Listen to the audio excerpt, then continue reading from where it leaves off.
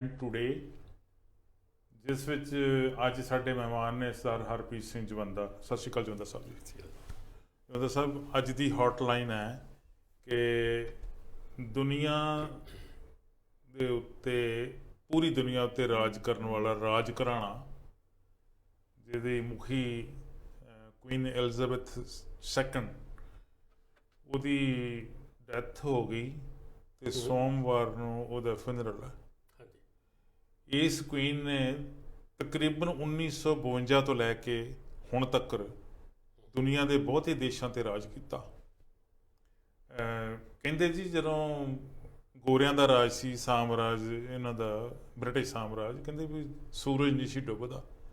ਕੀ ਉਹ ਸੂਰਜ ਡੁੱਬਣ ਵਾਲੀ ਸਥਿਤੀ ਜਿਹੜੀ ਸੀ ਇਹਦੇ ਰਾਜ ਭਾਗ ਤੋਂ ਲੱਥ ਜਾਣ ਜਾਂ ਡੈਥ ਹੋ ਜਾਣ ਨਾਲ ਉਹ ਮੁਹਾਵਰਾ ਰਹੇਗਾ ਜਾਂ ਉਹ ਚੈਪਟਰ ਕਲੋਜ਼ ਹੋ ਗਿਆ?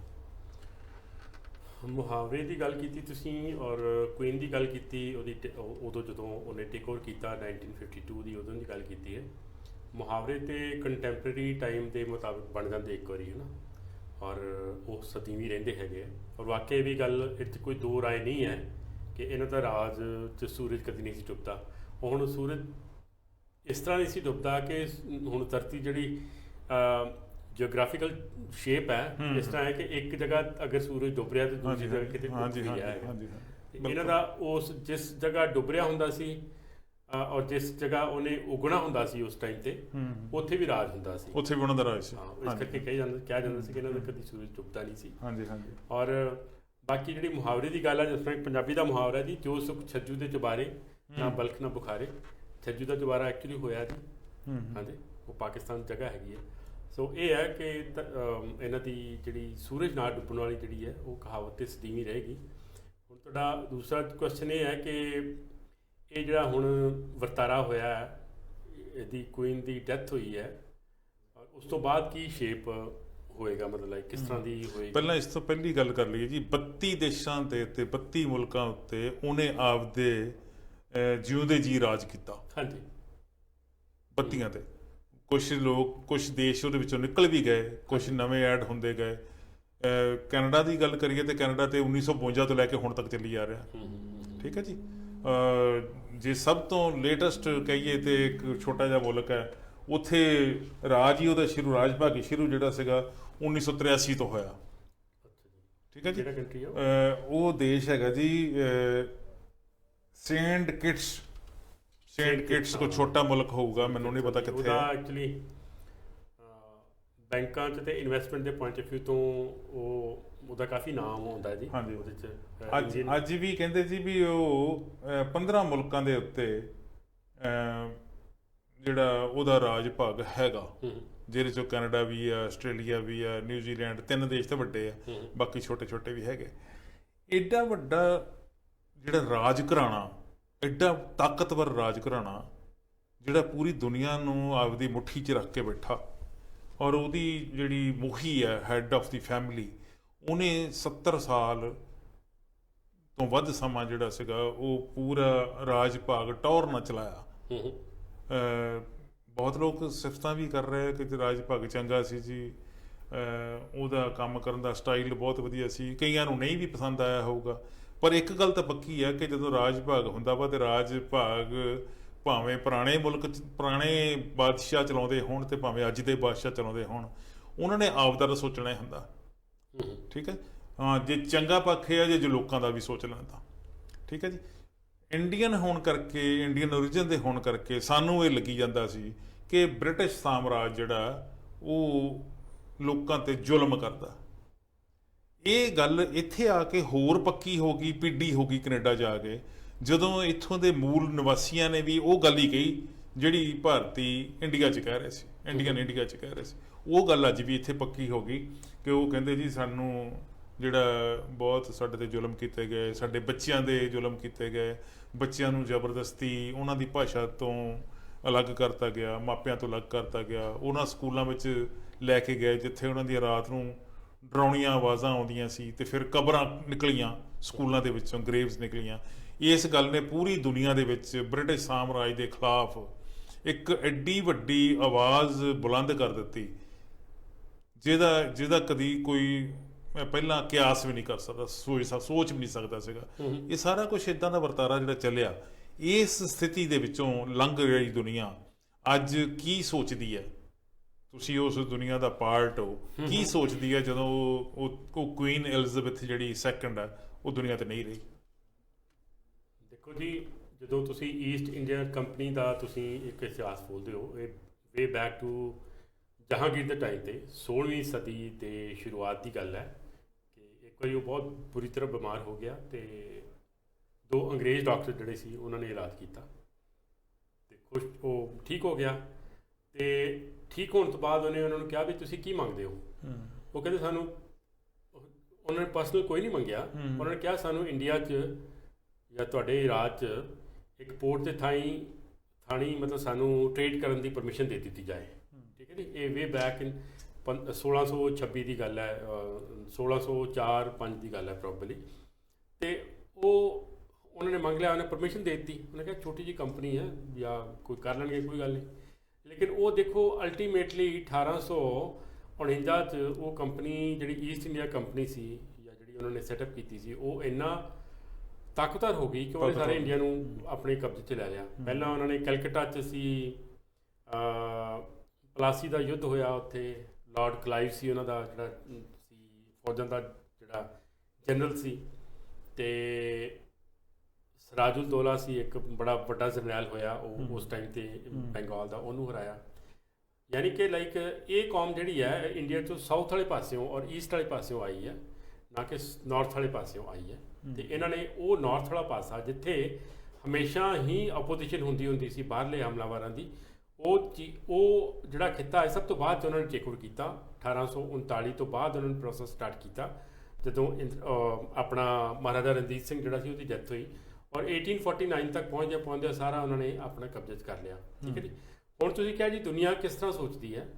ਜ਼ੁਲਮ ਹੋਏ ਆ, ਨੋ ਡਾਊਟ, ਐਟਰੋਸਿਟੀਜ਼ ਹੋਈਆਂ ਹੈਗੀਆਂ ਨੇ, ਇਹਨਾਂ ਨੇ ਮਾਸ ਕਿਲਿੰਗਸ ਵੀ ਕੀਤੀਆਂ ਹੈਗੀਆਂ ਨੇ। ਠੀਕ ਹੈ ਜੀ। ਔਰ ਮਾਸ ਕਿਲਿੰਗਸ ਜਿਹੜੀਆਂ ਕੀਤੀਆਂ ਹੈਗੀਆਂ ਨੇ ਇਨ ਦ ਨੇਮ ਆਫ ਬ੍ਰਿਟਿਸ਼ ਸਾਮਰਾਜ, ਉਹਨੂੰ ਸਟਰੈਂਥਨ ਕਰਨ ਵਾਸਤੇ, ਉਹਨੂੰ ਮਜ਼ਬੂਤ ਕਰਨ ਵਾਸਤੇ ਜਿਨ੍ਹਾਂ ਨੇ ਕੀਤੀਆਂ ਸੀ ਉਹਨਾਂ ਨੇ ਦੇਸ਼ ਭਗਤ ਵੀ ਕਿਹਾ ਬੈਕ ਇਨ ਇੰਗਲੈਂਡ। ਉਹਨਾਂ ਦੇ ਜਿਹੜੇ ਚੈਪਟਰਸ ਸਕੂਲਾਂ ਦੇ ਚੈਪਟਰ ਸੀ ਉਹਨਾਂ ਦੇ ਨਾਮ ਹੀ ਆਇਆ ਉਹਨਾਂ ਦੇ ਲੈਸਨ ਵੀ ਇੰਟਰੋਡਿਊਸ ਕੀਤੇ। ਠੀਕ ਹੈ ਜੀ। ਔਰ ਇੱਕ ਟਾਈਮ ਤੇ ਫਿਰ ਜਿਹੜੇ ਆਪਣੇ ਪੰਜਾਬੀ ਸੀ ਜਿਹੜੇ ਜਿਨ੍ਹਾਂ ਦਾ ਰਾਜ ਖੁੱਸਿਆ ਸੀ 1849 'ਚ, ਉਹ ਵੀ ਇਹਨਾਂ ਦੇ EMPLOYE ਹੋ ਗਏ, ਉਹਨਾਂ ਦੀ ਫੌਜ 'ਚ ਕੰਮ ਕੀਤਾ। ਠੀਕ ਹੈ ਜੀ। ਸਾਰਾਗੜੀ 'ਚ 1882 ਦੀ ਗੱਲ ਆ ਜਦੋਂ ਸਾਰਾਗੜੀ 'ਚ ਜਿਹੜੇ ਅਫਗਾਨ ਸੀ ਬਹੁਤ ਵੱਡੀ ਗਿਣਤੀ 'ਚ, ਉਹਨਾਂ ਦੇ ਖਿਲਾਫ 22-23 ਬੰਦੇ ਲੜੇ। ਉਹਨਾਂ ਦੇ ਸਭ ਤੋਂ ਮਤਲਬ ਟੌਪ ਦੀਆਂ ਲੜਾਈਆਂ 'ਚ ਗਿਣਿਆ ਜਾਂਦਾ। ਸੋ ਇਹ ਹੈ ਕਿ ਜਦੋਂ ਇਸ ਤਰ੍ਹਾਂ ਦਾ ਕੋਈ ਸਾਮਰਾਜ ਇੱਕ ਹਨੇਰੀ ਵਾਂਗ, ਤੂਫਾਨ ਵਾਂਗ ਤੇ ਬੱਦਲ ਵਾਂਗ ਛਾ ਜਾਂਦਾ ਹੈ ਉੱਤੋਂ, ਉਹਦੇ 'ਚ ਕੁਝ ਲੋਕਾਂ ਨਾਲ ਐਟਰੋਸਿਟੀਜ਼ ਹੁੰਦੀਆਂ ਹੈਗੀਆਂ ਨੇ, ਕੁਝ ਲੋਕਾਂ ਨਾਲ ਧੱਕੇਸ਼ਾਹੀ ਹੁੰਦੀ ਹੈ, ਲੇਕਿਨ ਸਾਰਾ ਕੁਝ ਜਿਹੜਾ ਉਹ ਇੱਕ ਇੰਬੈਲੈਂਸ ਜਿਹੜਾ ਪ੍ਰੋਸੈਸ ਉਹਦੇ 'ਚ ਦਬ ਜਾਂਦਾ ਹੈ। ਕਿਉਂਕਿ ਉਸ ਟਾਈਮ ਤੇ ਅਫਰੀਕਨ ਕੰਟਰੀਜ਼ 'ਚ ਵੀ ਇਹਨਾਂ ਦਾ ਰਾਜ ਸੀ, ਯੂਰਪੀਅਨ ਕੰਟਰੀ ਵੀ ਆਲਮੋਸਟ ਸਾਰੇ ਇਹਨਾਂ ਦੇ ਇਨਫਲੂਐਂਸ ਸਨ। ਠੀਕ ਹੈ ਜੀ। ਈਵਨ ਕੈਨੇਡਾ ਵੀ ਜਿਹੜਾ ਉਹ ਵੀ ਇਹਨਾਂ ਦੇ ਅੰਡਰ ਸੀ। ਇਹ ਨਾਰਥ ਵਾਲੇ ਪਾਸਿਓਂ ਵਪਾਰ ਕਰਨ ਆਏ ਸੀ, ਫਰੈਂਚ ਤੇ ਇਹ ਦੋਨੋਂ। ਇਹਨਾਂ ਨੇ ਮੁੜ ਕੇ ਫਰ ਦਾ ਵਪਾਰ ਕੀਤਾ ਇੱਥੇ। ਤਾਂ ਮੇਰੇ ਕਹਿਣ ਦਾ ਮਤਲਬ ਹੈ ਕਿ ਜਦੋਂ ਸੂਰਜ ਸਿਰ 'ਤੇ ਹੁੰਦਾ, ਬਿਲਕੁਲ ਐਟਰੋਸਿਟੀਜ਼ ਹੁੰਦੀਆਂ ਹੈ ਨੇ, ਬਹੁਤ ਲਾਰਜ ਲੈਵਲ 'ਤੇ ਹੁੰਦੀਆਂ ਨੇ, ਲੇਕਿਨ ਉਹ ਦਬਾ ਦਿੱਤੀਆਂ ਜਾਂਦੀਆਂ ਨੇ।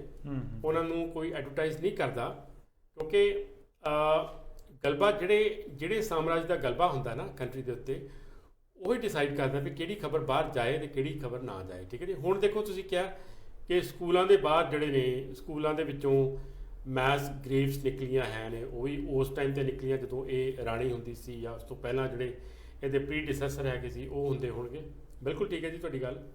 ਇੱਥੇ ਵੀ ਅਗਰ ਤੁਸੀਂ ਮੂਲ ਨਿਵਾਸੀਆਂ ਨਾਲ ਗੱਲ ਕਰੋ ਤੇ ਉਹਨਾਂ ਨਾਲ ਧੱਕੇਸ਼ਾਹੀ ਹੋਈ ਹੈ। ਇੱਥੇ to be very honest with you, ਇੱਕ ਬੁੱਤ ਲੱਗਾ ਹੁੰਦਾ ਸੀ ਮਲਕਾ ਦਾ।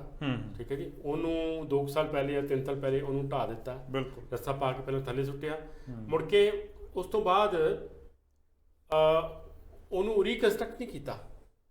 ਸਿਰਫ ਇਸ ਕਰਕੇ ਨਹੀਂ ਕੀਤਾ ਕਿਉਂਕਿ ਉਹਦੀ ਆਪੋਜੀਸ਼ਨ ਹੋ ਰਹੀ ਸੀ। ਹਾਂਜੀ, ਭਾਵੇਂ ਸਰਕਾਰ ਕਹਿੰਦੀ ਹੈ ਕਿ ਖਰਚਾ ਬੜਾ, ਲੇਕਿਨ ਖਰਚਾ ਦੇਖੋ ਹੁਣ ਇੱਥੇ ਇੰਨੀਆਂ ਨਵੀਆਂ ਸੜਕਾਂ ਦੇ ਪ੍ਰੋਜੈਕਟ ਹੁੰਦੇ ਨੇ, ਹੋਰ ਬਿਲਡਿੰਗ ਤੇ ਹੁੰਦੇ ਨੇ, ਉਹਦੇ ਕੰਪੈਰੀਟਿਵਲੀ ਉਹ ਬੁੱਤ ਬਣਾਉਣਾ ਕੋਈ ਇੰਨਾ ਔਖਾ ਨਹੀਂ ਸੀ। ਉਹ ਸ਼ਾਇਦ ਸਰਕਾਰ ਨੇ ਇਸੇ ਕਰਕੇ ਅਵਾਇਡ ਕੀਤਾ ਵੀ ਵਿਰੋਧ ਦੁਬਾਰਾ ਹੋ ਸਕਦਾ ਉਹਨੂੰ ਫਿਰ ਥੱਲੇ ਸੁੱਟ ਸੋ ਉਹ ਥੱਲੇ ਸੁੱਟਣ ਦਾ ਇਹ ਨਹੀਂ ਹੈ ਕਿ ਇੱਕ ਬੁੱਤ ਆ ਤੇ ਉਹਨੂੰ ਲਾਈਕ ਨਹੀਂ ਕਰਦੇ, ਉਹ ਪ੍ਰੋਟੈਸਟਿੰਗ ਸੀ ਹਾਂਜੀ ਇੱਕ ਕਨਸੈਪਟ ਹੈ, ਇੱਕ ਸਕੂਲ ਹੈ, ਇੱਕ ਸਕੂਲ ਆਫ ਥਾਟ ਹੈ ਜਿਹਨੂੰ ਇਹਨਾਂ ਲੋਕਾਂ ਨੇ ਆਪਣੀ ਗੁਲਾਮੀ ਦਾ ਜਾਂ ਆਪਣੀ ਜਿਹੜੀ ਡਿਸਟਰਕਸ਼ਨ ਹੈ ਆਪਣੀ ਕੰਟਰੀ ਤੇ ਕਿਸੇ ਹੋਰ ਕੌਮਾਂ ਦੇ ਕਬਜ਼ੇ ਵਾਸਤੇ ਰਿਸਪੌਂਸਿਬਲ ਸਮਝਿਆ, ਤਾਂ ਕਰਕੇ ਉਹਨਾਂ ਨੇ ਉਹਨੂੰ ਥੱਲੇ ਸੁੱਟਿਆ।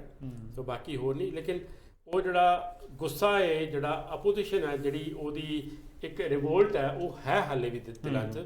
ਤੁਸੀਂ ਰੈਂਡਮਲੀ ਗੱਲ ਕਰਕੇ ਦੇਖੋ ਭਈ ਰਾਣੀ ਮਰ ਗਈ ਹੈ ਤੇ ਉਹਦਾ ਰਿਐਕਸ਼ਨ ਕੀ ਹੈ।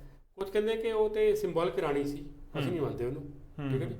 ਤੁਸੀਂ ਕਹਿੰਦੇ ਹੋ ਕਿ ਉਹਦੇ ਨੋਟਾਂ ਤੇ ਉਹਦੀ ਫੋਟੋ ਹੈ, ਉਹ ਕਹਿੰਦੇ ਕੋਈ ਗੱਲ ਨਹੀਂ, ਨੋ ਪ੍ਰੋਬਲਮ, ਇਹ ਕਿਹੜੀ ਗੱਲ ਹੈ, ਨੋਟਾਂ ਤੇ ਕਿਸੇ ਦੀ ਮਜਬੂਰੀ ਹੋਏਗੀ, ਲੇਕਿਨ ਅਸੀਂ ਆਪਣੇ ਦਿਲੋਂ ਨਹੀਂ ਮੰਨਦੇ ਉਹਨੂੰ, ਠੀਕ ਹੈ ਜੀ। ਸੋ ਇਨ ਮੈਸੇਸ ਉਹ ਸਿੰਬੋਲਿਕ ਰਾਣੀ ਸੀ, ਨਾ ਕਿ ਉਹਦਾ ਕੋਈ ਪਾਲਿਸੀ ਮੇਕਿੰਗ ਪ੍ਰੋਸੈਸ 'ਚ ਕੋਈ ਉਹਦਾ ਹਿੱਸਾ ਸੀ ਜਾਂ ਕੋਈ ਐਡਮਿਨਿਸਟ੍ਰੇਸ਼ਨ ਪੁਆਇੰਟ ਆਫ ਵਿਊ ਤੋਂ ਕੋਈ ਉਹਦਾ ਸੀ। ਸੋ ਇਹ ਹੈ ਕਿ ਇੱਕ ਇਰਾ ਸੀ, ਇੱਕ ਯੁੱਗ ਸੀ ਜਿਹਦਾ ਅੰਤ ਹੋ ਗਿਆ।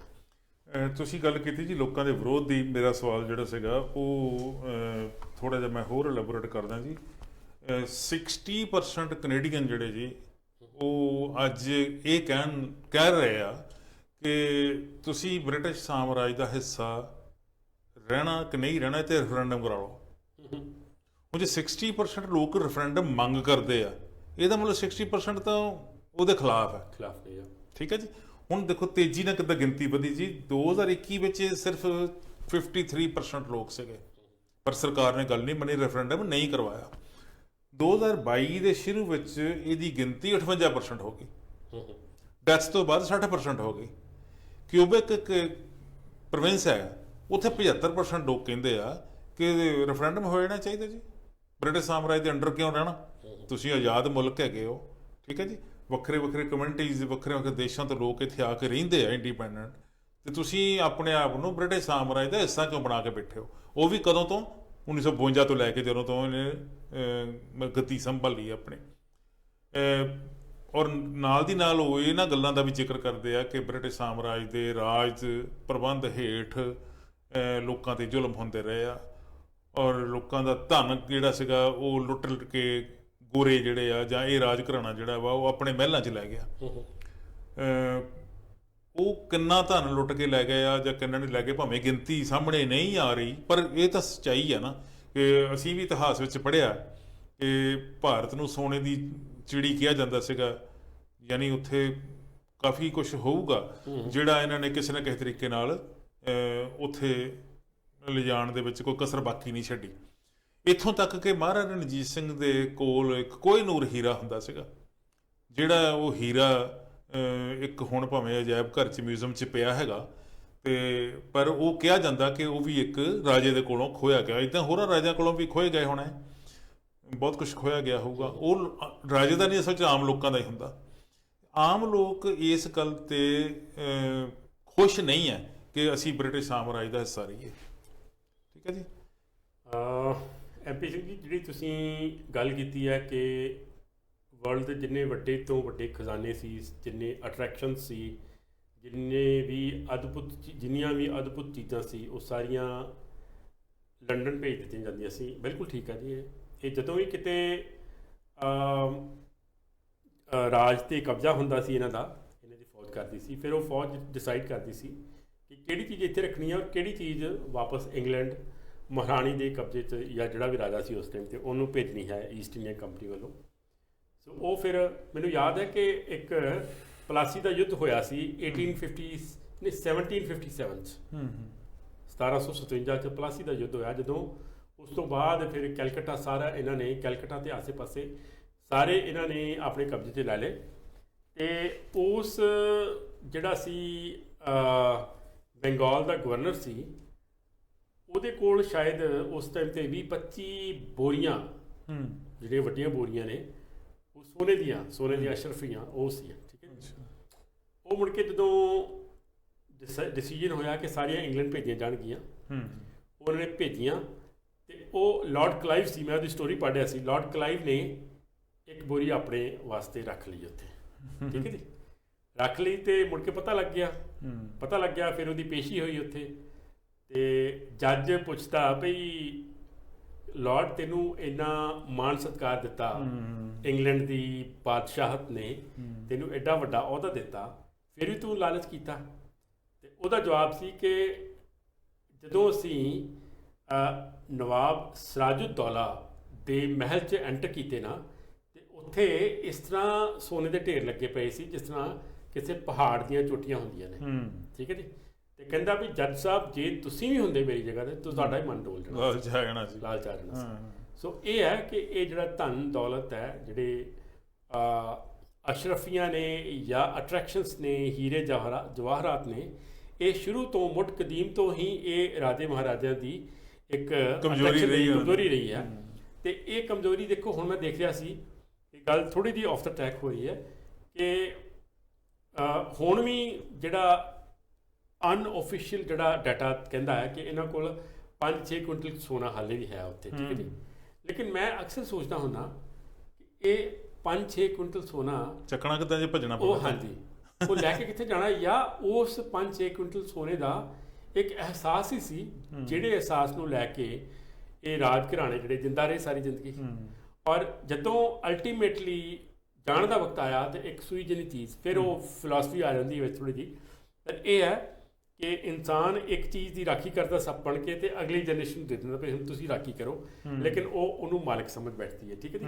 ਸੋ ਇਹ ਗੱਲਾਂ ਫਿਰ ਫਿਲਾਸਫੀ ਦੀਆਂ ਹੈਗੀਆਂ ਨੇ, ਲੇਕਿਨ ਇਹਨਾਂ ਤੇ ਬਹੁਤ ਜ਼ਿਆਦਾ ਝੁਕਦੀਆਂ ਨੇ। ਹੁਣ ਤੁਸੀਂ ਗੱਲ ਕੀਤੀ ਕਿ ਇਹਦੇ ਬਾਰੇ ਗੱਲ ਉੱਠ ਰਹੀ ਹੈ ਕਿ ਜਿਹੜੀ ਪਰਸੈਂਟੇਜ ਹੈ, ਨੰਬਰ ਆਫ ਪੀਪਲ ਜਿਹੜੇ ਪਰਸੈਂਟੇਜ ਹੈਗੀ, ਉਹਨਾਂ ਦੀ ਪਰਸੈਂਟੇਜ ਜਿਹੜੀ ਕਹਿੰਦੇ ਕਿ ਅਸੀਂ ਇਹਨਾਂ ਤੋਂ ਵੱਖਰਾ ਹੋਣਾ ਚਾਹੁੰਦੇ ਹਾਂ, ਕੈਨੇਡੀਅਨਸ ਦੀ ਗੱਲ ਕਰਦੇ ਹਾਂ, ਬਿਲਕੁਲ ਠੀਕ ਹੈ ਜੀ। ਉਹ ਕਈ ਲੋਕ ਕਹਿੰਦੇ ਆ ਕਿ ਸਾਨੂੰ ਜਦੋਂ ਇਹਦਾ ਨੋਟ ਤੇ ਸ਼ਕਲ ਦੇਖਦੇ ਹਾਂ, ਇਹਦੀ ਫੋਟੋ ਦੇਖਦੇ ਹਾਂ, ਸਾਨੂੰ ਗੁਲਾਮੀ ਦਾ ਅਹਿਸਾਸ ਹੁੰਦਾ, ਠੀਕ ਹੈ ਜੀ। ਅਸੀਂ ਆਜ਼ਾਦ ਦੇਸ਼ 'ਚ ਹੁੰਦੇ ਹੋਏ ਵੀ ਆਪਣੇ ਆਪ ਨੂੰ ਗੁਲਾਮ ਸਮਝਦੇ ਹਾਂ।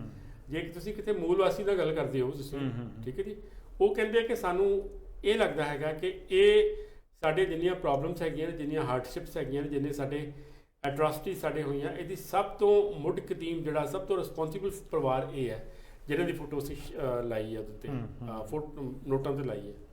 ਸੋ ਇਹ ਗੱਲ ਇਹ ਹੈ, ਬਿਲਕੁਲ ਠੀਕ ਹੈ ਤੁਹਾਡੀ ਗੱਲ। ਔਰ ਬਾਕੀ ਜਿਹੜੀ ਅਵੇਅਰਨੈਸ ਆਉਂਦੀ ਹੈ ਨਾ, ਅਵੇਅਰਨੈਸ, ਹੁਣ ਤੁਸੀਂ ਇੰਗਲੈਂਡ 'ਚ ਲਾ ਕੇ ਦੇਖੋ, ਤੁਸੀਂ ਇੰਗਲੈਂਡ ਦੇ ਸਟੈਟਿਸਟਿਕਸ ਪੜ੍ਹ ਕੇ ਦੇਖੋ, ਤੁਸੀਂ ਉੱਥੇ ਕਈ ਲੋਕ ਲਾਈਕ ਨਹੀਂ ਕਰਦੇ, ਠੀਕ ਹੈ ਜੀ, ਹਾਲਾਂਕਿ ਰਿਸਪੈਕਟੇਬਲ ਫੈਮਿਲੀ ਹੈ। ਮੈਂ ਤੁਹਾਡੇ ਨਾਲ ਇੱਕ ਫਿਗਰ ਸਾਂਝੀ ਕਰਨਾ ਚਾਹੁੰਦਾ ਜੀ।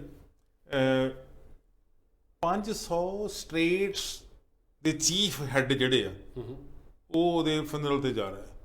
ਹੁਣ 500 ਕੰਟਰੀ ਤਾਂ ਹੈ ਨਹੀਂ, 500 ਸਟੇਟ ਹੈੱਡ, ਔਰ ਉਹਦੇ 'ਚੋਂ ਕਿਹਾ ਜਾਂਦਾ ਵੀ ਜਿਹੜੇ ਲੋਕ ਫਿਨਰਲ ਤੇ ਜਾ ਰਹੇ ਉਹਨਾਂ ਦੀ ਗਿਣਤੀ ਸਿਰਫ 2200 ਹੈ ਟੋਟਲ 2200 ਪਰਸਨੈਲਿਟੀਜ਼ ਜਿਹੜੀਆਂ ਉਸ ਫਿਨਰਲ ਵਾਲੀ, ਜਿੱਥੇ ਇਹ ਕ੍ਰਿਮੇਸ਼ਨ ਹੋਣੀ ਆ ਜਾਂ ਫਿਨਰਲ ਦਾ ਕੋਈ ਰਸਮਾਂ ਜਿਹੜੀਆਂ ਹੋਣੀਆਂ, ਉੱਥੇ 2200 ਬੰਦੇ ਦੇ ਬੈਠਣ ਦਾ ਪ੍ਰਬੰਧ ਆ।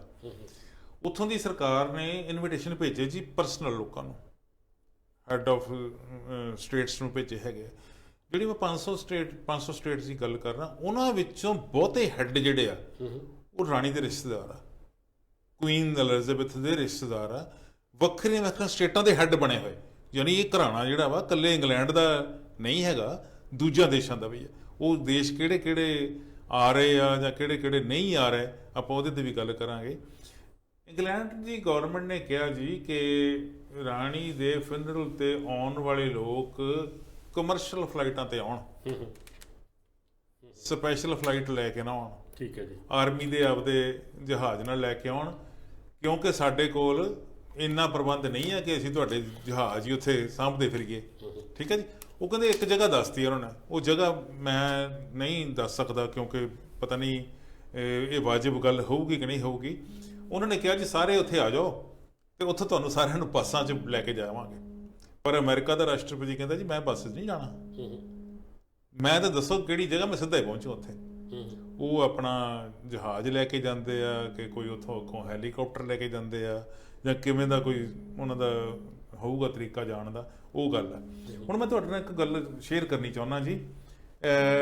ਜਿਨ੍ਹਾਂ ਦੇਸ਼ਾਂ ਨੂੰ ਬੁਲਾਇਆ ਹੀ ਨਹੀਂ ਗਿਆ, ਉਹਨਾਂ ਵਿੱਚ ਸਭ ਤੋਂ ਵੱਡਾ ਨਾਂ ਜੀ ਸੀਰੀਆ, ਵੈਨਜ਼ੁਏਲਾ, ਅਫਗਾਨਿਸਤਾਨ, ਇਹਨਾਂ ਨੂੰ ਕਹਿੰਦੇ ਵੀ ਤੁਸੀਂ ਨਹੀਂ ਆਉਣਾ। ਨਾਰਥ ਕੋਰੀਆ ਤੇ ਨਿਕਾਰਾਗੁਆ, ਇਹਨਾਂ ਨੂੰ ਕਹਿ ਦਿੱਤਾ ਕਿ ਤੁਹਾਡੇ ਚੀਫ ਨਹੀਂ ਆਉਣੇ ਚਾਹੀਦੇ, ਜਿਹੜੇ ਤੁਹਾਡੇ ਅੰਬੈਸਡਰ ਸਾਡੇ ਕੰਟਰੀ 'ਚ ਹੈਗੇ ਉਹੀ ਆਉਣਗੇ। ਮਤਲਬ ਤੁਸੀਂ ਦੇਖੋ ਰਿਸ਼ਤਿਆਂ ਦੀ ਗੱਲ, ਇੱਕ ਪਾਸੇ ਉਹ 500 ਸਟੇਟਸ ਦੇ ਹੈੱਡ ਨੂੰ ਬੁਲਾਇਆ ਜਾ ਰਿਹਾ, ਤੇ ਦੂਜੇ ਪਾਸੇ ਕੁਝ ਮੁਲਕ ਜਿਨ੍ਹਾਂ ਨਾਲ ਇਹਨਾਂ ਦੀ ਕਹਿੰਦੇ ਆ ਵੀ ਕੱਟੀ ਹੋ ਗਈ, ਮੇਲ ਮਿਲਾਪ ਨਹੀਂ ਹੈਗਾ, ਉਹਨਾਂ ਨੂੰ ਕਹਿੰਦੇ ਆ ਵੀ ਤੁਸੀਂ ਨਾ ਆਓ। ਹੁਣ ਰੂਸ ਨੂੰ ਵੀ ਕਹਿਤਾ ਨਾ ਆਏ, ਰਸ਼ੀਆ ਨੂੰ, ਠੀਕ ਹੈ ਜੀ, ਠੀਕ ਹੈ ਜੀ। ਇੱਕ ਬੈਲਾਰੂਸ ਹੈਗਾ ਛੋਟਾ ਕੰਟਰੀ, ਮਿਆਂਮਾਰ ਹੈਗਾ, ਉਹਨਾਂ ਨੂੰ ਸੁਨੇਹਾ ਨਹੀਂ ਭੇਜਿਆ, ਠੀਕ ਹੈ ਜੀ। ਉਸ ਤੋਂ ਬਿਨਾਂ ਨਾਰਵੇ, ਸਵੀਡਨ, ਡੈਨਮਾਰਕ ਤੇ ਮੋਰੋਕੋ, ਸਪੇਨ, ਬੈਲਜੀਅਮ, ਨੀਦਰਲੈਂਡ, ਇਹ ਦੇਸ਼ਾਂ ਦੇ ਵਿੱਚ ਸ਼ਾਹੀ ਪਰਿਵਾਰ ਦਾ ਕਬਜ਼ਾ, ਉਹਨਾਂ ਦੇ ਇਸੇ ਪਰਿਵਾਰ ਦਾ ਜਿਹੜਾ ਕੁਈਨ ਐਲਿਜ਼ਾਬeth ਵਾਲਾ ਪਰਿਵਾਰ ਹੈ। ਕੀ ਰਿਸ਼ਤੇਦਾਰੀਆਂ ਮਾਸੀਆਂ ਫੁੱਫੀਆਂ ਕੀ ਹੈਗੀਆਂ ਪਤਾ ਨਹੀਂ, ਪਰ ਇਹ ਦੇਸ਼ ਜਿਹੜੇ ਆ ਉਹ ਉੱਥੇ ਹੁਮ ਹੁਮਾ ਕੇ ਪਹੁੰਚ ਰਹੇ ਤੇ ਉਹਨੂੰ ਆਪਦੇ ਵੱਲੋਂ ਸ਼ਰਧਾਂਜਲੀ ਦੇਣਗੇ। ਕਿੱਦਾਂ ਜਦੋਂ ਇੱਕ ਇਹੋ ਜਿਹੇ ਅਸੀਂ ਕੁਈਨ ਦੀ ਗੱਲ ਕਰਦੇ ਹਾਂ ਜਿਹੜੀ ਪੂਰੀ ਦੁਨੀਆ 'ਚ ਰਾਜ ਕੀਤਾ ਜਿਹਨੇ, ਤੇ ਉਹਨੂੰ ਉਹਦੇ ਫਿਨਰਲ ਤੇ ਕੁਛ ਦੇਸ਼ਾਂ ਨੂੰ ਸੱਦਣਾ, ਕੁਛ ਦੇਸ਼ਾਂ ਨੇ ਆਪ ਹੀ ਨਹੀਂ ਆਉਣਾ, ਕੁਛ ਦੇਸ਼ਾਂ ਨੂੰ ਕਹਿ ਦਿੱਤਾ ਗਿਆ ਵੀ ਤੁਸੀਂ ਹੈੱਡ ਨਾ ਭੇਜੋ ਆਪਦੇ, ਤੁਹਾਡੇ ਅੰਬੈਸਡਰ ਹੀ ਆ ਜਾਣ, ਕੋਈ ਗੱਲ ਨਹੀਂ, ਇੰਨੇ ਨਾਲ ਹੀ ਸਾਰ ਲਾਂਗੇ। ਇਹ ਸਾਰਾ ਵਰਤਾਰੇ ਤੋਂ ਕੀ ਲੱਗਦਾ? ਦੇਖੋ ਜੀ, ਜਿਹੜੇ ਕੰਟਰੀ ਦੀ ਤੁਸੀਂ ਗੱਲ ਕੀਤੀ ਹੈ, ਨਾਰਥ ਕੋਰੀਆ ਹੋਇਆ, ਅਫਗਾਨਿਸਤਾਨ ਹੋਇਆ, ਫਿਰ ਸੀਰੀਆ ਹੈ, ਫਿਰ ਮੈਨੂੰ ਤੇ ਸੀ ਮੈਂ ਕਿਹਾ ਈਰਾਨ ਦਾ ਵੀ ਤੁਸੀਂ ਜ਼ਰੂਰ ਨਾਂ ਲਓਗੇ ਉਹਦਾ, ਕਿਉਂਕਿ ਡਿਪਲੋਮੈਟਿਕ ਕੰਟੈਕਟ ਨਹੀਂ ਹੈਗੇ ਉਹਨਾਂ ਦੇ ਆਪਸ 'ਚ। ਨਿਕਾਰਾਗੁਆ, ਫਿਰ ਹੋਰ ਕਈ ਕੰਟਰੀ ਹੋਣਗੇ। ਇਹ ਐਕਚੁਅਲੀ ਇਹਨਾਂ ਦਾ ਜਿਹੜਾ ਪੋਲੀਟੀਕਲ ਰਿਲੇਸ਼ਨਸ਼ਿਪ ਹੈ ਇੰਗਲੈਂਡ ਦੇ ਨਾਲ, ਉਹ ਨਹੀਂ ਹੈ ਕੋਈ ਵੀ। ਨਾਰਥ ਕੋਰੀਆ ਦਾ ਤੁਹਾਨੂੰ ਪਤਾ ਨਹੀਂ ਹੈ, ਹੈ ਨਾ ਜੀ।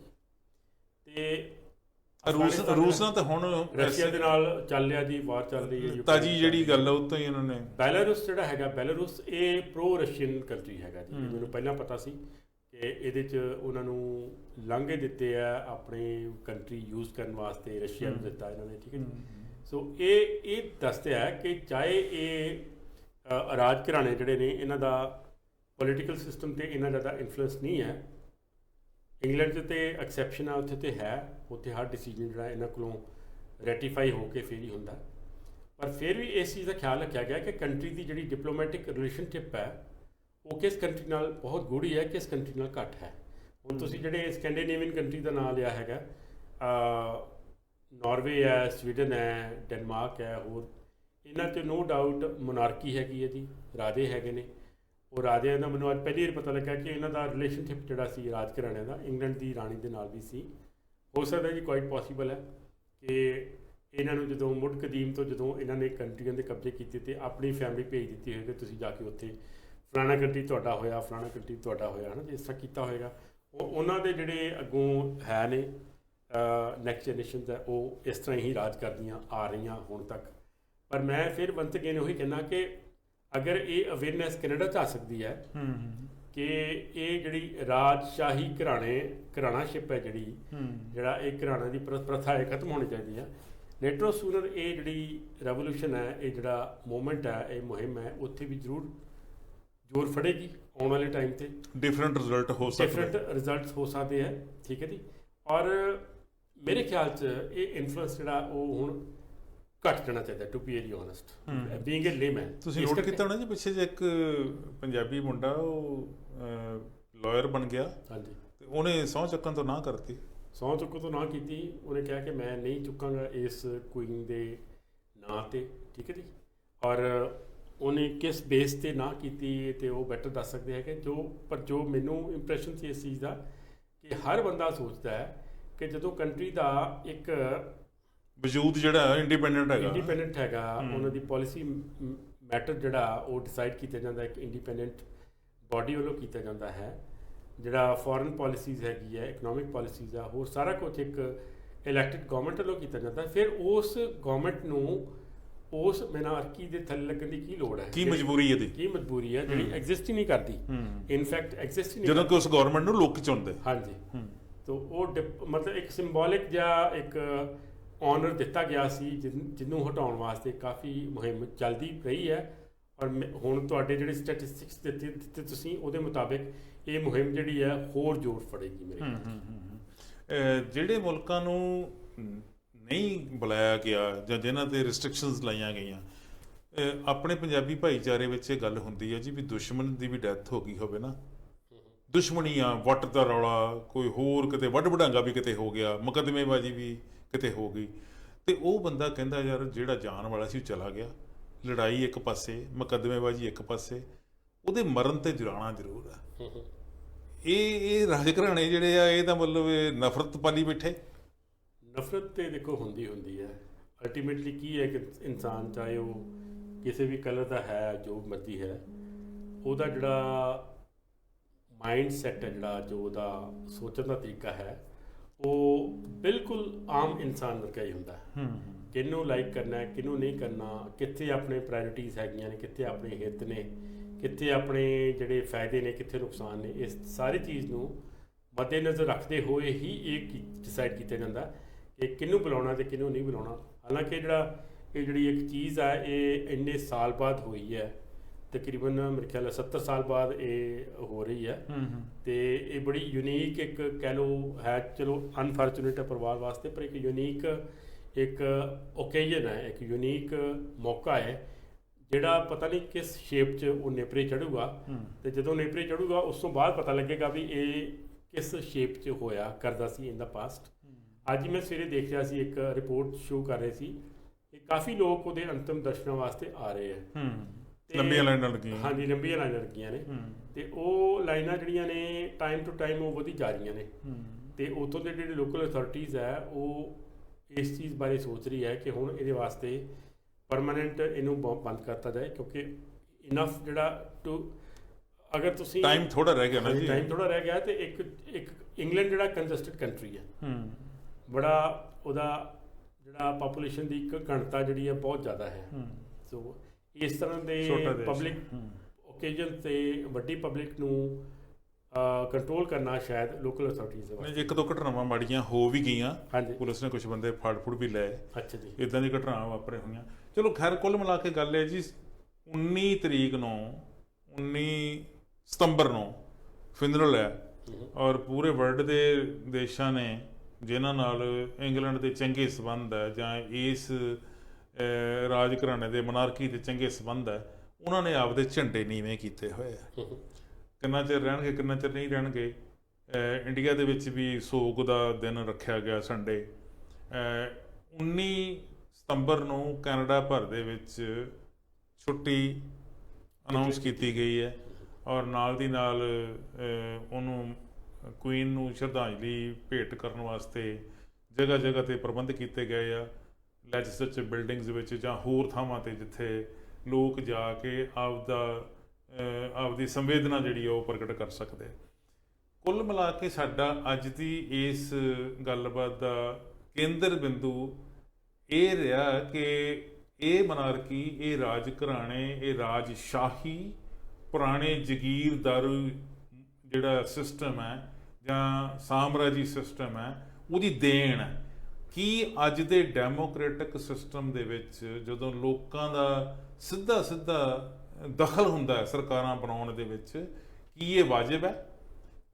ਜੇ ਨਹੀਂ ਵਾਜਬ, ਤੇ ਜਿਵੇਂ ਮੈਂ ਅੰਕੜੇ ਦਿੱਤੇ ਹੈਗੇ ਆ, ਇਹ ਆਉਣ ਵਾਲੇ ਦਿਨਾਂ ਦੇ ਵਿੱਚ ਇਹ ਅੰਕੜੇ ਵੱਧ ਸਕਦੇ ਆ, ਤੇ ਲੋਕਾਂ ਦੀ ਮੰਗ ਵੱਧ ਸਕਦੀ ਆ ਕਿ ਰੈਫਰੈਂਡਮ ਕਰਵਾ ਕੇ ਇਹਨਾਂ ਰਾਜ ਘਰਾਣਿਆਂ ਦੇ ਚੁੰਗਲ ਵਿੱਚੋਂ ਆਪਣੇ ਆਪ ਨੂੰ ਬਾਹਰ ਕੱਢ ਲਿਆ ਜਾਵੇ, ਤੇ ਇੱਕ ਸੁਤੰਤਰ ਲੋਕਤੰਤਰ ਦੇਸ਼ ਵਾਂਗ ਰਿਹਾ ਜਾਵੇ, ਤੇ ਉਸ ਦੀ ਹੋਂਦ ਜਿਹੜੀ, ਦੇਸ਼ ਦੀ ਹੋਂਦ ਜਿਹੜੀ ਆ, ਦੁਨੀਆ ਦੇ ਸਾਹਮਣੇ ਮਿਸਾਲ ਬਣਦੇ। ਕੈਨੇਡਾ ਆਪਣੇ ਆਪ ਵਿੱਚ ਮਿਸਾਲੀ ਮੁਲਕ ਹੈ। ਆਉਣ ਵਾਲੇ ਦਿਨਾਂ 'ਚ ਦੇਖਦੇ ਹਾਂ ਕਿ ਇੱਥੋਂ ਦੀਆਂ ਰਾਜਨੀਤਿਕ ਪਾਰਟੀਆਂ ਤੇ ਸਰਕਾਰਾਂ ਇਸ ਨਵੇਂ ਉੱਠੇ ਮੁੱਦੇ ਦੇ ਉੱਤੇ ਕਿੰਨੀ ਗੰਭੀਰਤਾ ਨਾਲ ਗੱਲ ਕਰਦੀਆਂ। ਕੋਈ ਅਖੀਰ ਵਿੱਚ ਤੁਸੀਂ ਕੋਈ ਗੱਲ ਕਰਨੀ ਚਾਹੁੰਦੇ ਜਿਹੜੀ ਮੇਰੇ ਕੋਲੋਂ ਨਹੀਂ ਕਰ ਹੋਈ? ਅਖੀਰ ਵਿੱਚ ਸਿਰਫ ਇਹੋ ਕਹਿਣੀ ਚਾਹੁੰਦਾ ਕਿ ਇੱਕ ਵਿਸ਼ ਹੈ, ਇੱਕ ਇੱਛਾ ਹੈ, ਇੱਕ ਐਂਬੀਸ਼ਨ ਹੈ ਮਨ 'ਚ ਕਿ ਇੱਕ ਐਸਾ ਸਿਸਟਮ ਸਾਰੀ ਦੁਨੀਆ ਸਾਡੇ ਜਿੰਦਿਆਂ ਸੈਟਅਪ ਹੋ ਜਾਏ ਜਿਹਦੇ 'ਚ ਕੋਈ ਵੀ ਕੌਮ ਦੂਜੀ ਕੌਮ ਨਾਲ ਧੱਕਾ ਨਾ ਕਰੇ। ਬਹੁ ਗਿਣਤੀ ਜਿਹੜੀ ਹੈ ਉਹ ਛੋਟੀ ਕੌਮ ਦੇ ਨਾਲ, ਜਿਹੜੀ ਘੱਟ ਗਿਣਤੀ ਕੌਮ ਹੈ ਉਹਦੇ ਨਾਲ ਧੱਕਾ ਨਾ ਕਰੇ, ਕਿਉਂਕਿ ਜਿਸ ਕੌਮ ਦੇ ਨਾਲ ਧੱਕਾ ਹੁੰਦਾ ਹੈ ਨਾ, ਜਿਹੜੀ ਬਹੁ ਗਿਣਤੀ ਆ ਉਹ ਤੇ ਦੇਸ਼ ਭਗਤੀ ਦੇ ਨਾਂ ਤੇ ਜੋ ਮਰਜ਼ੀ ਕਰੀ ਜਾਏ, ਲੇਕਿਨ ਜਿਹੜੀ ਘੱਟ ਗਿਣਤੀ ਆ ਜਦੋਂ ਉਹਨਾਂ ਨਾਲ ਧੱਕਾ ਹੁੰਦਾ ਤੇ ਸੇਕ ਉਹਨਾਂ ਨੂੰ ਵੀ ਉਹਨਾਂ ਲੱਗਦਾ ਜਿੰਨਾ ਕੁ ਇੱਕ ਆਮ ਬੰਦੇ ਨੂੰ ਲੱਗਦਾ। ਉਹਦੀ ਐਗਜ਼ਾਮਪਲ ਇਹ ਹੈ ਕਿ ਇੱਥੇ ਛੋਟੇ ਛੋਟੇ ਜਿਹੜੇ ਬੱਚੇ ਸੀ ਮੂਲ ਨਿਵਾਸੀਆਂ ਦੇ, ਉਹ ਕਿਸ ਤਰ੍ਹਾਂ ਮਾਰ ਕੇ ਦੱਬ ਦਿੱਤੇ, ਉਹਨਾਂ ਦਾ ਫਿਜ਼ੀਕਲ ਤੇ ਮੈਂਟਲ ਟਾਰਚਰ ਉਹਨਾਂ ਨੂੰ ਕੀਤਾ ਗਿਆ। ਬਿਲਕੁਲ ਠੀਕ ਹੈ ਜੀ। ਉਹਨਾਂ ਨੂੰ ਮਾਵਾਂ ਤੋਂ ਵੱਖਰਿਆਂ ਕੀਤਾ ਗਿਆ, ਉਹਨਾਂ ਨੂੰ ਹੋਰ ਤਸੀਹੇ ਦਿੱਤੇ ਗਏ, ਮੈਂਟਲ ਟਾਰਚਰ ਕੀਤਾ ਗਿਆ, ਉਹਨਾਂ ਨੂੰ ਉਹ ਲੈਂਗੁਏਜ ਸਿਖਾਈ ਜਿਹੜੀ ਉਹ ਸਿੱਖਣਾ ਨਹੀਂ ਚਾਹੁੰਦੇ ਸੀ ਜਾਂ ਉਹਨਾਂ ਨੂੰ ਆਉਂਦੀ ਨਹੀਂ ਸੀ, ਉਹਨਾਂ ਨੂੰ ਉਸ ਕੰਡੀਸ਼ਨ 'ਚ ਰਹਿਣ ਵਾਸਤੇ ਮਜਬੂਰ ਕੀਤਾ ਜਿਹੜੀ ਕੰਡੀਸ਼ਨ 'ਚ ਉਹ ਨਹੀਂ ਡਿਜ਼ਰਵ ਕਰਦੇ ਸੀ, being the owner of the country. ਠੀਕ ਹੈ ਜੀ। ਸੋ ਮੇਰੀ ਜਾਂਦੇ ਜਾਂਦੇ ਇਹੋ ਰਿਕੁਐਸਟ ਹੈ ਇੱਕ ਅਕਾਲ ਪੁਰਖ ਅੱਗੇ, ਪਰਮਾਤਮਾ ਅੱਗੇ, ਕਿ ਐਸਾ ਨਿਜ਼ਾਮ ਬੇਗਮਪੁਰਾ ਵਾਲਾ ਸੈੱਟ ਹੋਏ ਜਿਹਦੇ 'ਚ ਹਰ ਬੰਦੇ ਨੂੰ ਜੀਣ ਦਾ ਹੱਕ ਮਿਲੇ ਦੁਨੀਆ ਭਰ ਵਿੱਚ, ਹਰ ਦੁਨੀਆ ਭਰ 'ਚ, ਔਰ ਕੋਈ ਕਿਸੇ ਤੇ ਵਧੀਕੀ ਕਰਨ ਬਾਰੇ ਸੋਚੇ ਵੀ ਨਾ। ਰਾਜਸ਼ਾਹੀ ਦੇ ਸਬਜੈਕਟ ਦੇ ਉੱਤੇ ਗੱਲ ਕਰਦਿਆਂ ਕਰਦਿਆਂ ਅਸੀਂ ਕੁਈਨ ਐਲਿਜ਼ਾਬੈਥ ਦੇ ਡੈਥ ਦੇ ਸੰਬੰਧ ਵਿੱਚ ਕੁਝ ਵਿਚਾਰ ਰੱਖੇ। ਤੁਹਾਨੂੰ ਕਿਹੋ ਜਿਹਾ ਲੱਗਾ ਸਾਡਾ ਪ੍ਰੋਗਰਾਮ, ਸਾਡੀ ਗੱਲਬਾਤ? ਤੁਹਾਡੇ ਜਿਹੜੇ ਵਿਊਜ਼ ਦੇ ਕਮੈਂਟਸ ਜਿਹੜੇ ਆ ਉਹ ਸਾਡੇ ਲਈ ਲਾਹੇਵੰਦ ਹੋਣਗੇ। ਅਸੀਂ ਆਪਣੀ ਗੱਲ ਰੱਖਣ ਵਿੱਚ ਕਿੰਨੇ ਕੁ ਕਾਮਯਾਬ ਹੋਏ ਹਾਂ, ਤੁਸੀਂ ਆਪਣੇ ਕਮੈਂਟਸ ਜਿਹੜੇ ਆ ਇਸ ਪ੍ਰੋਗਰਾਮ ਦੇ ਸੰਬੰਧ ਵਿੱਚ ਫੇਸਬੁੱਕ 'ਤੇ ਔਰ YouTube 'ਤੇ ਵੀ ਦਿੰਦੇ ਰਹੋ। ਤੁਹਾਡੇ ਕਮੈਂਟਸ ਦਾ ਹਮੇਸ਼ਾ ਸਵਾਗਤ ਹੈ। ਜਿਵੇਂ ਤੁਸੀਂ ਟਾਈਮ ਕੱਢਿਆ ਔਰ ਬੜੇ ਭਾਵਪੂਰਤ ਵਿਚਾਰ ਰੱਖਿਆ ਇਸ ਘਟਨਾ ਦੇ ਉੱਤੇ ਔਰ ਦੁਨੀਆ ਦੇ ਸਟਰਕਚਰ ਉੱਤੇ ਜਿਹੜਾ ਸਾਮਰਾਜੀ ਤਰੀਕੇ ਦੇ ਨਾਲ ਚੱਲਦਾ ਪਿਆ, ਤੁਹਾਡੀ ਬਹੁਤ ਮਿਹਰਬਾਨੀ। Thank you.